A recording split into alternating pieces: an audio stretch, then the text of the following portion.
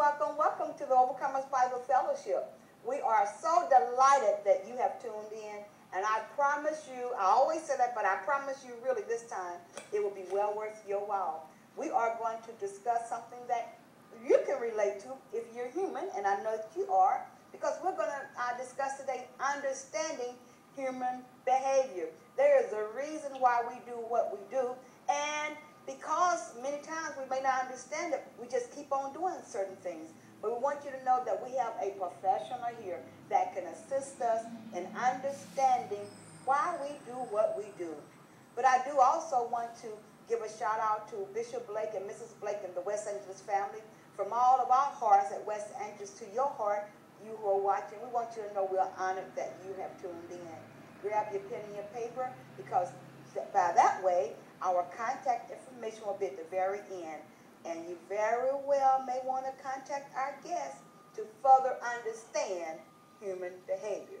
So without any additional time lost from such a precious moment, I would like to introduce to you Dr. Gabriel Crenshaw. Dr. Gabriel Crenshaw, how are you? I'm good. You How good? are you, Dr. I'm Lewis? doing good. I'm so delighted that you're here to shed some light and insight on understanding human behavior. Yeah. You know, it'll be different if we were Martians, or since we're not, we have to understand who we are. I think some of us think sometimes some of us are. Well, you know, it's a few people I can put on that list. Yeah, me too. But now you are a therapist, a professional psychologist. Okay. Now, what exactly is a professional psychologist? Professional psychologist, have a doctorate in clinical psychology, have a master's in clinical psychology as well.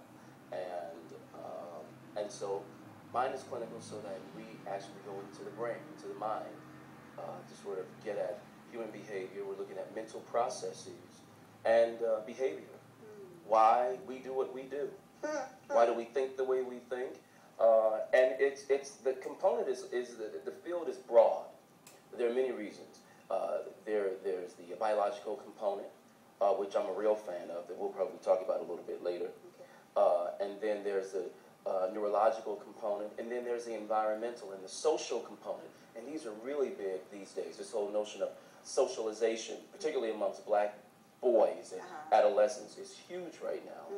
And then the educational component, and how all of these things sort of morph together and synthesize together to create what we see as the two-legged creature. Wow, two-legged creature. That's amazing. It's just really awesome to know that God has put together such an intricate component of a person, of being a person. Sure. You know, I mean, He's put all. I mean, it's just mind blowing, really. Yeah. For me too. You know, I'll tell you something. I've said this before, that going back to school was a calling for me.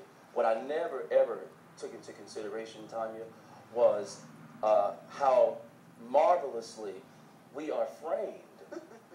You know, I mean, a lot of people sort of think that psychology and spiritual thought and theme are so far from each other. I have a greater appreciation for the awesomeness and the intelligence of God. Really? Oh, after knowing this. Exactly. Yeah, because everything, I have a sense of where brain activity is, and so when I'm thinking something, like sometimes if I feel like I'm forgetting something, I'm going, oh my God, I can't seem to retrieve it, which means I probably didn't let it stick for 30 seconds in my, in my brain, and so as a result, I've lost it, and that sort of thing. I can chunk 7 plus 2 or minus, and so I'm going back and forth. But I know what these concepts are now. They're called something. So it opens up my understanding. So really, when I'm praying, sometimes I'm going, God, please remove that from my hippocampus, which is memory. See? God, please, my amygdala right now is really tripping, which is sort of my aggression and my emotion. Oh, and the hypothalamus. Oh, Lord. You know you can. Oh, God, please help. Right now. Exactly. Not tomorrow, right now. Exactly. And so I'll talk about some of those things later, what that means. So I think sometimes your prayer is more informed with the more that you know. He gave it to us. Why not learn what it is? I mean, some things you don't have to just pray and not know. You know, I mean, I think sometimes, I grew up Pentecostal. Right. And so, if we couldn't lay hands on it and speak in tongues to it, then, it's over, it's done. And some things we bring on ourselves, it's our own stressors. It creates havoc on our neurotransmitters. So you wonder why sometimes people walk into service and they're heavy. If you're a praise and worshiper, you say, "Oh, come on, don't sit down on God." Well, hold on a minute. Yeah, okay. See, as a professional psychologist, I go, well, wait a minute.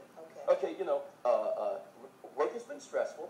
The kids aren't doing too well in school. I don't have time to go see about the kids in school because I'm busy trying to provide a roof over their head. It was all I could do to get here, fight through traffic. I got cussed out by the bank teller. I got cussed out by the Ralph's supermarket cashier. And now you want me to come in and lift up holy hands. Hey, babe, the idea that I got here, that's a praise in and of itself. So let's look at that. Then, once I get in, the stressors can start to remove themselves. Dopamine can kick in. This is a neurotransmitter in your brain. It's the feel-good drug. Folk who do crack, people who do cocaine, these people, they feel like they're not getting enough. Happy. So what they do is they take these drugs, it goes down and it sits on what we call a receptor site. And the longer it sits there, the happier you feel. Get this. You can be in church and do praise and worship, for instance, and you can be overcome by the Spirit, and believe it or not, it releases. And that's why a lot of times we feel that. Now, you ever been in a service where, everybody's just bucket, as we used to call it, right? And then all of a sudden there's a wave of calm and this incredible sort of worship experience that happens. Do you know what that is? Please Oftentimes it's called endorphins. Endorphins are the sort of pain receptors. And so as a result, people who do heroin, morphine, people who want to sort of sedate themselves but get this feeling like, hey. When you're in church and worship comes and after you've praised and worship happens, a lot of times it's like nothing can touch you. Everybody's beautiful. I used to hate her, but I love her now. I used to hate him, but I love him now. And in that moment, everything is beautiful. It's because of our endorphins. There's been an incredible release. And so you feel an overall sense of well-being. Runners get it from running, excessive miles. It's called a runner's high. And oftentimes we can experience the same thing when we're involved in an intimate moment with God. So now, I really just want to sit at your feet, and I want us as the audience to sit at your feet. So Dr. Gabriel Crenshaw, take it away and just pour into us all that you want to pour into us. And if I just need to ask you a question, I will. But other than that, we want to just sit at your feet. Now tell me more. How can a person experience what you just got through speaking about? This feel good. How can a person experience that without necessarily being a runner or in church? How can we bring it up? Well, let me say this.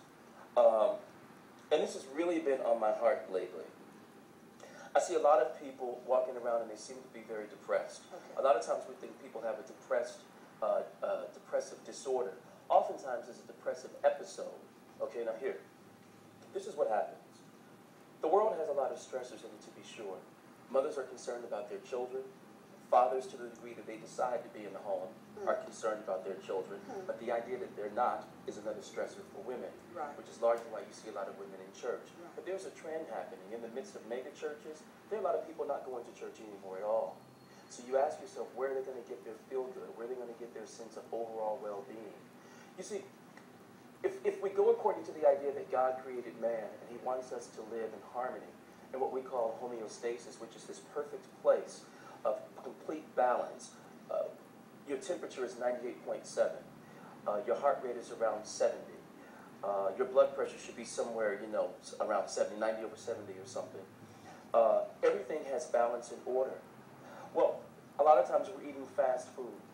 We're not giving ourselves time for meditation and to check in with ourselves, much less try to be a parent to our kid. It's hard for you to give everything you've got to your kid when you are depleted. We won't walk. We won't run. We won't do exercise. We won't do mental calisthenics. We deny ourselves our daily bread, and we wonder why we feel completely depleted. There's something to be said for just going out into nature, Kennethon Park, wherever people's parks are near them, to just go out there and walk, commune. There are trees out there and birds. And I know it almost sounds ethereal.